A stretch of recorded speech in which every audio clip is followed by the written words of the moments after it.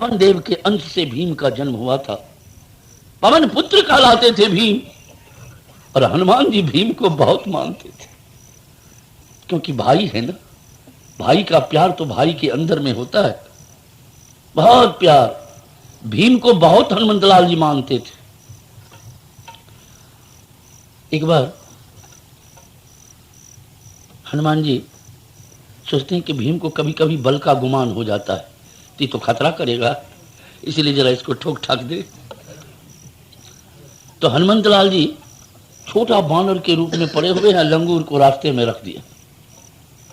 भीम जब पहुंचे, कहे बानर, अरे पूंछ को हटाओ।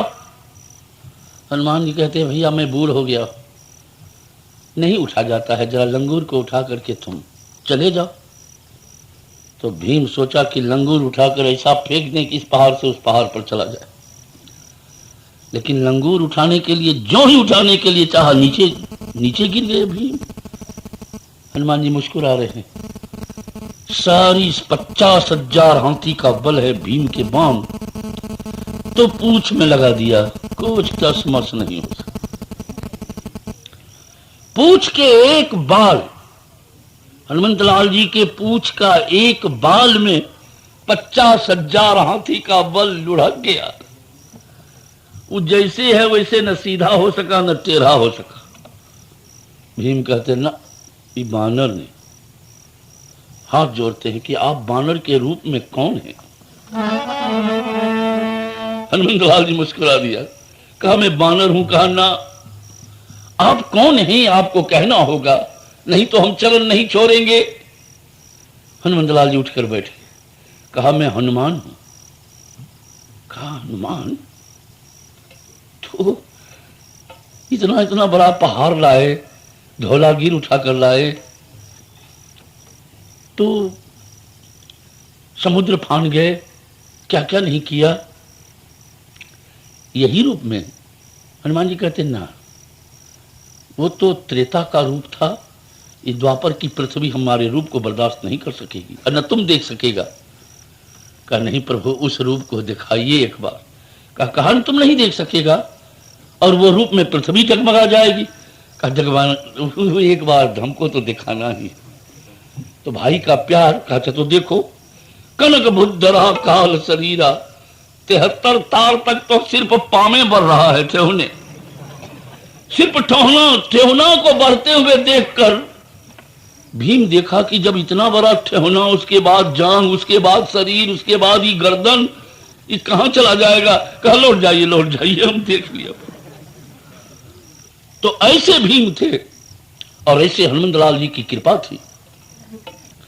भीम कहा कि भैया पहले गुम्मा जाने दीजिए। तो ये तो गुम्मा चले। 100 भाई का मन बढ़ा हुआ था, पील पड़ा इन पर। 20-25 भाई को तो शरीर पर उठा लिया और सब भाई को छूते छाते आकर अड्डा पर आकर खड़ा हो गए। 1 मिनट में जीत, 1 मिनट में जीत। बगावत वहीं से शुरुआत है, वहीं से बगावत शुरुआत है। खेल समाप्त होने के बाद 100 भाई दुर्योधन बैठा। दुर्योधन कहता है, अरे ये तो बचपने में 100 भाई को गेंद बना दिया, और जब जवान हो जाएगा तब क्या होगा? दुशासन कहता है, हम 100 भाई को मार डालेगा। कहा नहीं, इस कांटा को उसी समय हम खत्म करेंगे। देखो कि मैं इसको कैसे खत्म करता हूं। भीम तो बचपन से पहलवान थे, सीधा सपाटा। दुर्योधन कहता, भीम तुम तो सभी भाई में तगड़ा निकला, कहो हम तुमको क्या खिलावें? तो भीम मधुर खाने में बड़ा प्रवीण थे। मिठाई में बचपन में भी कम से कम 20-25 किलो से कम जलपान का काम नहीं चलता था। कहा अगर खिलाना चाहते हो भैया तो हमको थोड़ी सी मिठाई खिला दो।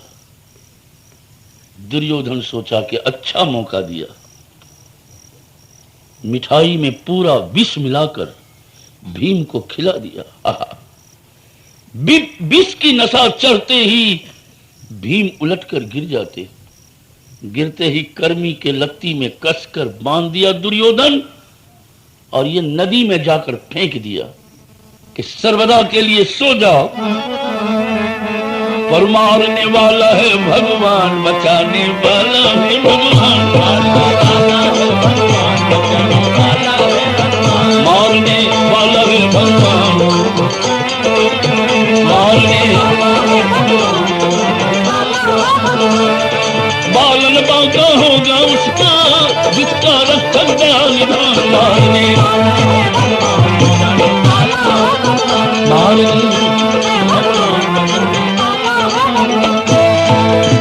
पानी में दहते दहते भीम नागलोक को चले गए।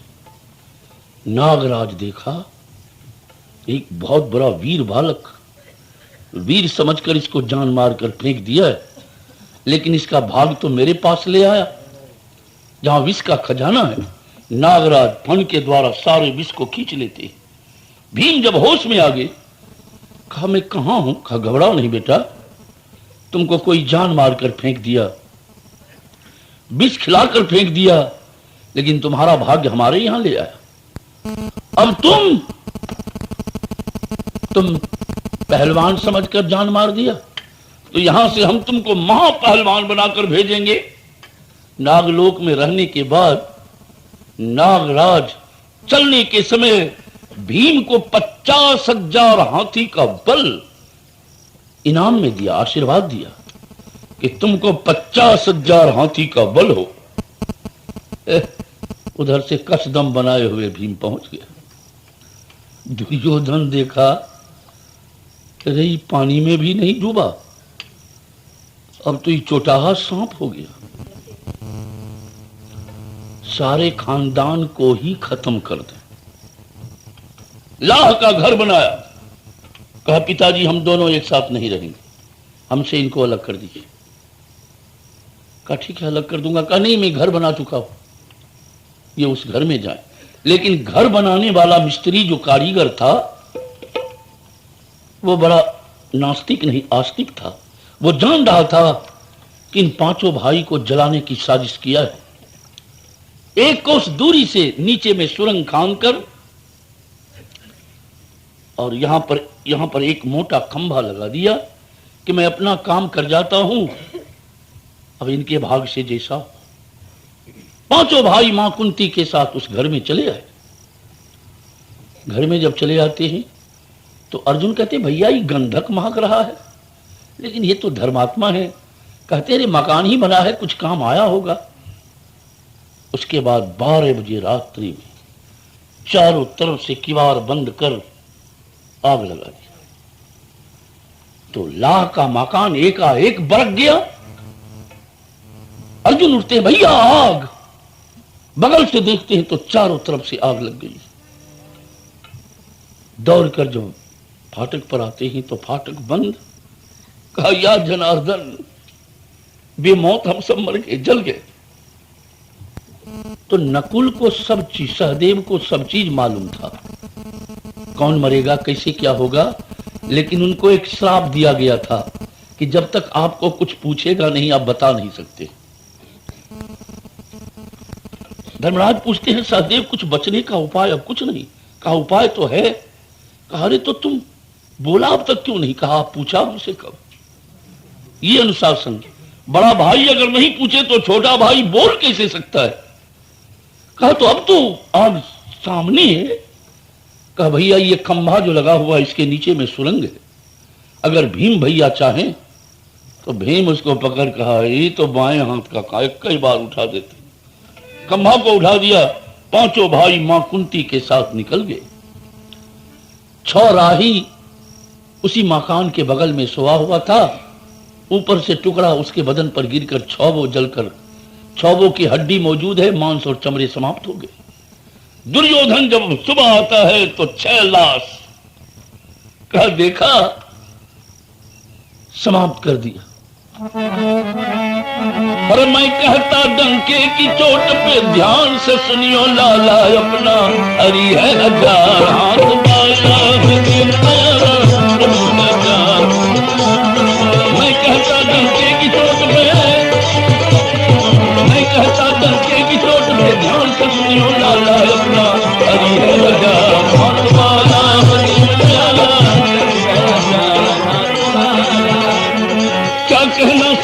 साई का, क्या कहना समरथ साई का, क्या सिक्का कर डाला अपना हाथ मारा,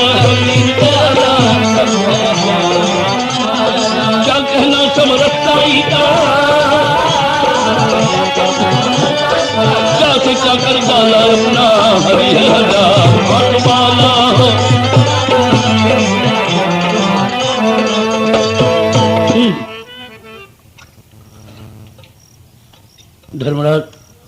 धर्मराज कहते हैं इस राज्य को ही छोड़ दो, चलो कहीं दूर चले, कहीं जाकर मजदूरी करके खाएंगे। दूसरे राज्य में पहुंचे, एक मुसम्मात औरत थी, उसको एक बेटा एक पुतोहू। मां कुंती कहती है कि बहन हमको रहने का घर, कहा घर तो बहुत बड़ा है लेकिन हमारे पास कुछ है नहीं। कहा इसके लिए चिंता नहीं, हमारा 5 बेटा कमाने वाला है, कमा कर लाएगा, हम लोग खाएंगे। रहने का जगह मिल गया। 5 भाई जो कमा कर लाते हैं और रोज कहते मां ये सामान लाए हैं, तो मैया कह दे बेटा 5 भाई बांट लो। एक रोज वो घर वाली औरत जो थी पकवान पका रही थी, रोट पकवान, और रो रही थी। मां कुंती पूछती है बहन पकवान पका रही हो, रोट पका रही हो, टिकरी बना रही हो और रो रही हो?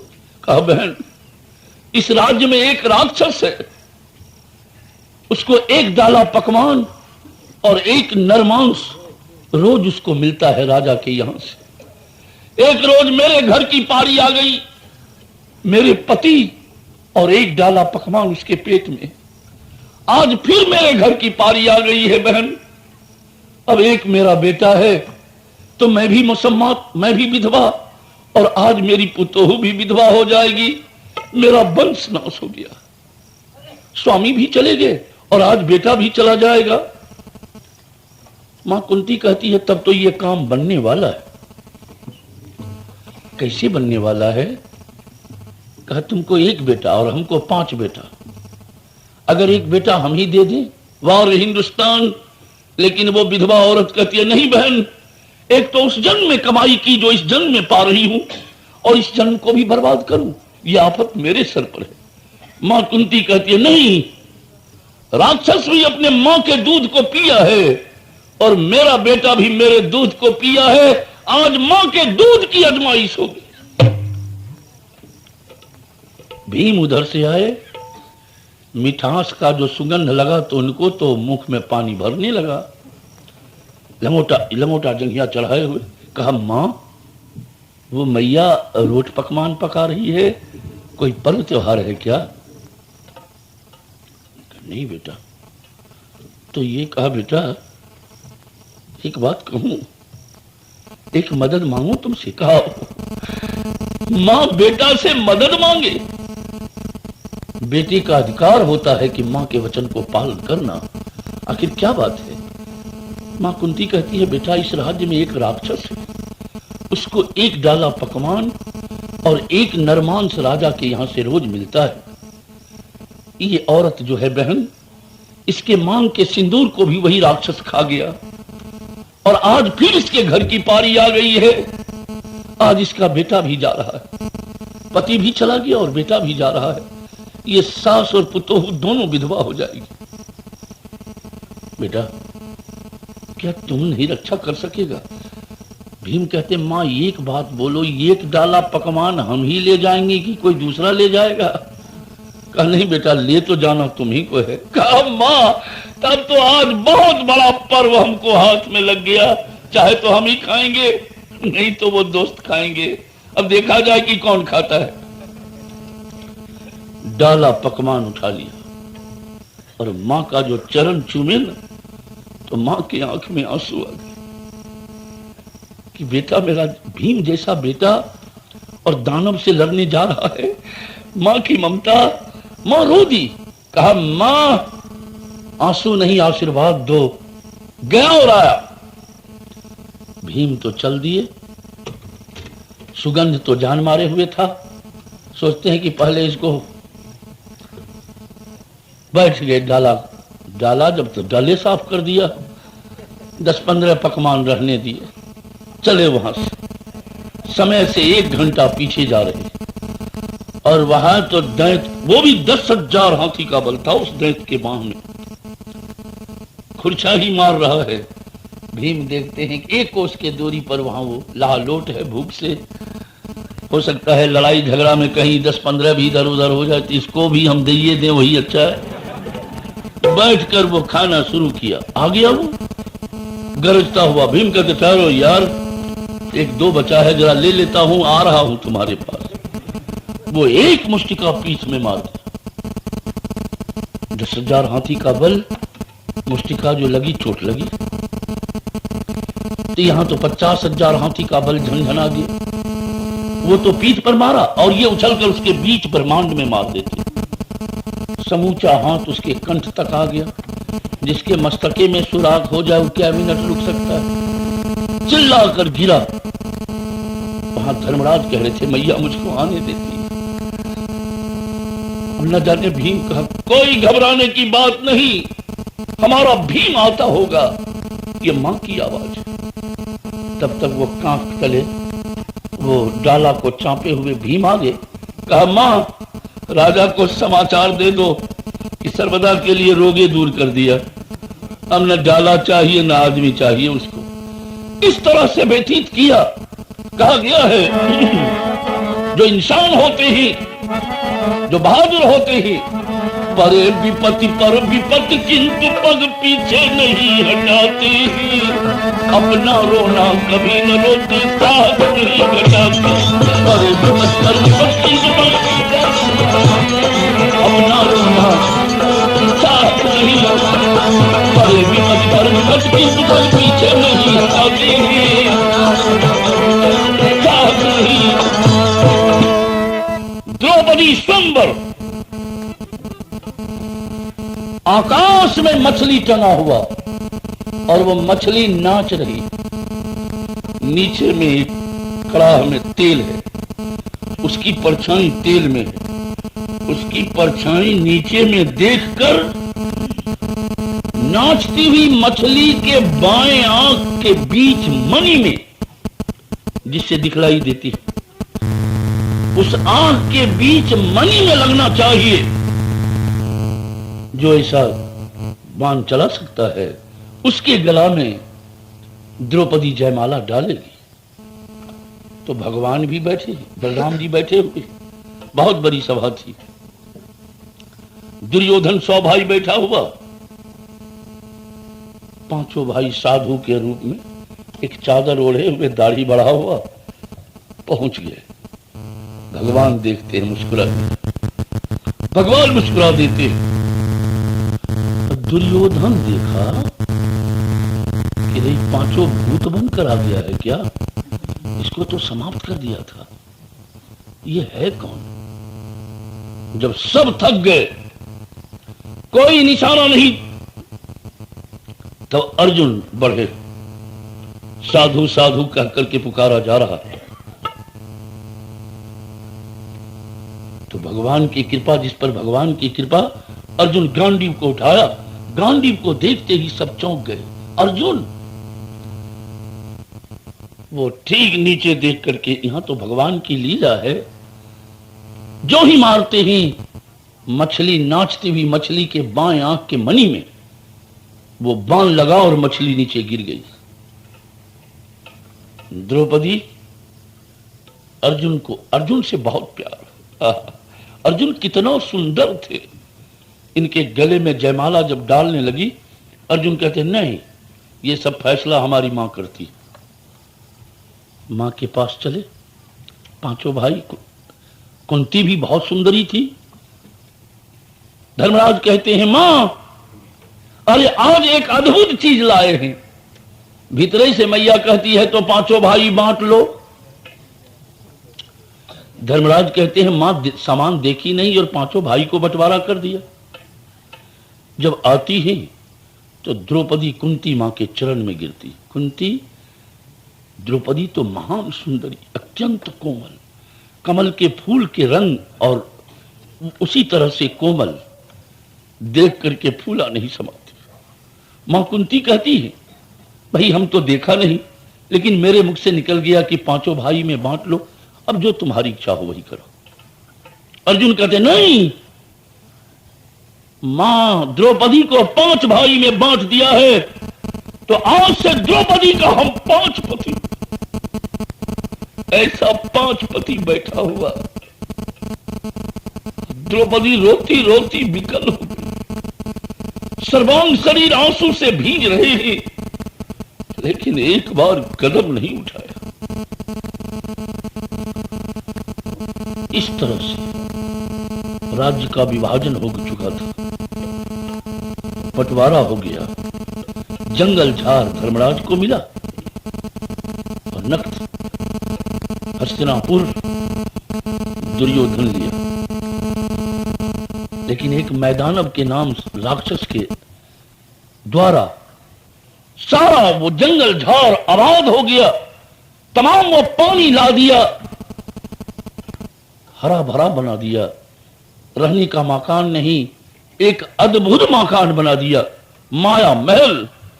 जिस महल के अंदर में कोई पार नहीं पा सकता है, उसमें दुर्योधन और उसका मामू दोनों खो गया, लुट गया।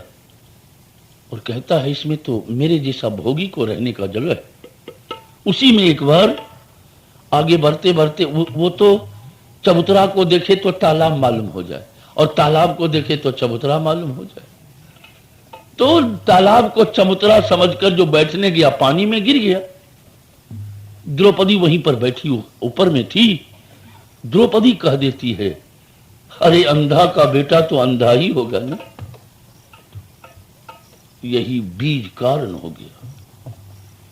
शकुनी और उसका मामू शकुनी और भगना दुर्योधन दोनों अपने महल में आकर कहता है, द्रौपदी से बदला लूंगा, उन पांडव पुत्र से बदला लूंगा जो अपने मकान के अंदर लाकर हमारी बेइज्जती की है।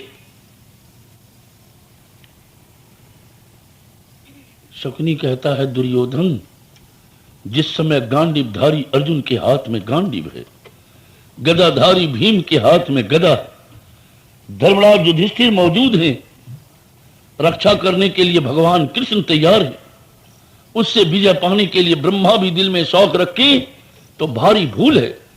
पर तुम्हारी क्या हस्ती है, लेकिन घबराओ नहीं, जब तुम्हारा मामू जिंदा।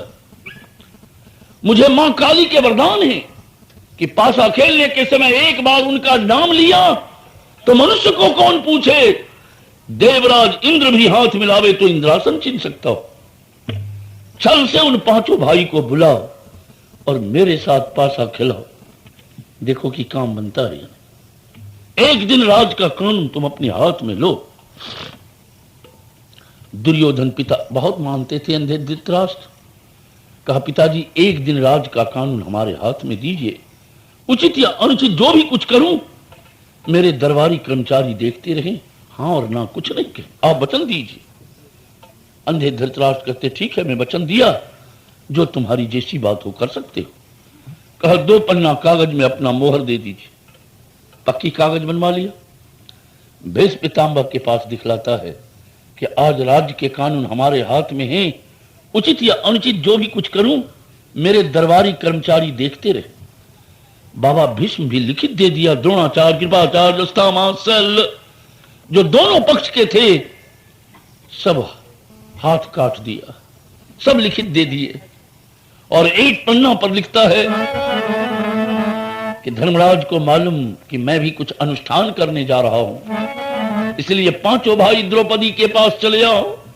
उस समय धर्मराज गा रहे थे, सबको नाचना चाहता फिर भी नजर जो नहीं आता, ऐसे दुनिया को नचाने वाला कौन है।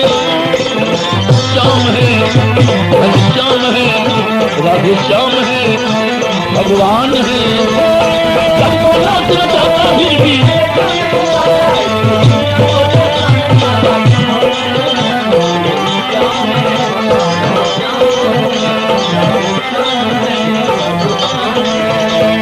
सबको नाचना चाहता फिर भी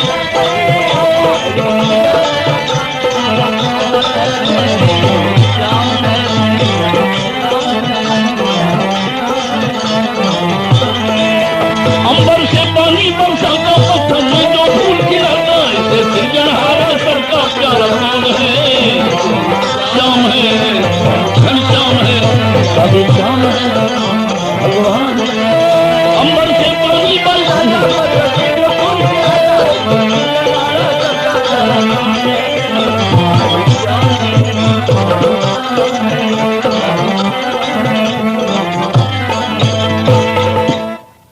पत्र हाथ में देता है। धर्मराज उस पत्र को पढ़ते ही नाच गए। अर्जुन नाचो, नाच अर्जुन। क्या बात है भैया? कहा रे आज चाचा के घर में अनुष्ठान, धर्म की स्थापना। अर्जुन चौंक गए। धर्मराज कहते चौंक गया अर्जुन? कहा भैया अगर कोई कह दे कि कछुआ के पीठ पर हम बाल उगे हुए देखा हो और बालू के मथने से घी निकलते हुए देखा हो, पानी के मथने से तेल निकलते हुए देखा हो, ये सब होना मुश्किल है। लेकिन अगर कोई जिद कर दे तो मैं मान सकता हूं। पर ये अगर कोई कह दे कि धर्मराज धर्म की चर्चा दुर्योधन के घर में, ये कभी होने को नहीं। भैया आज फिर वो कोई जाल किया है, पानी में डुबा दिया, विष खिला दिया, आग जला दिया, आग में जला दिया। आज तक तो मारने की कोशिश किया है। भैया इस चिट्ठी को चिट्ठी न समझिए। धर्मराज कहते ही ये चाचा की चिट्ठी इसको गलत साबित करता है। अर्जुन रथ को तैयार करो, मैं द्रौपदी को तैयार कर रहा हूं। धर्मराज द्रौपदी के पास आकर कहते द्रौपदी चाचा के यहां से बुलावा आया, जल्द तैयार हो जाओ और चाचा के यहां चलना। अर्जुन घोड़ा को जब लगाम पहनाते हैं तो लगाम नहीं ले रहा था।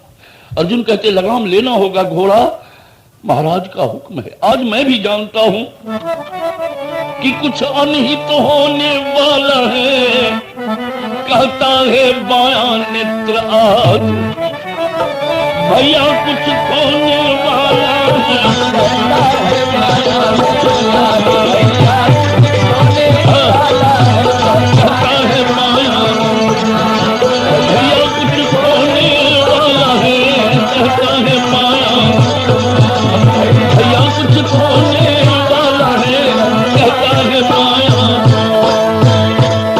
आज मेरी बाएं आंख जवाब दे रही है कि भैया कुछ खोने जा रही है।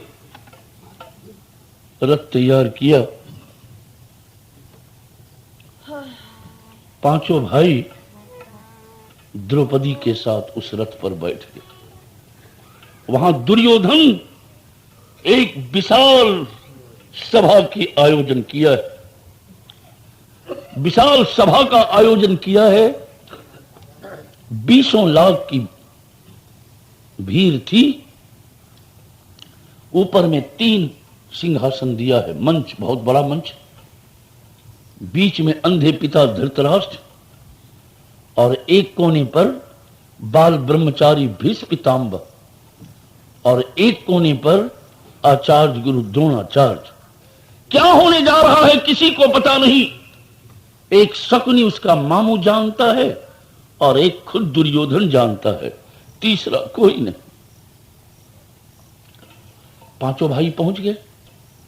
एक सुंदर मकान में पांचों भाई को ले गया और द्रौपदी को अंदर महल में भेज दिया। हजारों औरतें द्रौपदी की अगवानी करने के लिए खड़ी है। द्रौपदी के शील, सुभाव, गुण, रूप का वर्णन कर रही है। एक स्वर्ण सिंहासन पर द्रौपदी को बिठाया गया। द्रौपदी बैठी है। एक तो सोने का रंग और उस महारानी का रंग, द्रौपदी के रंग दोनों मिले जुले हैं। धर्मराज जलपान किए। कहा कि क्या बात है, चाचा मुझको याद किया है? कहा वो तो चाचा ही जानेंगे कि क्यों आपको बुलाए।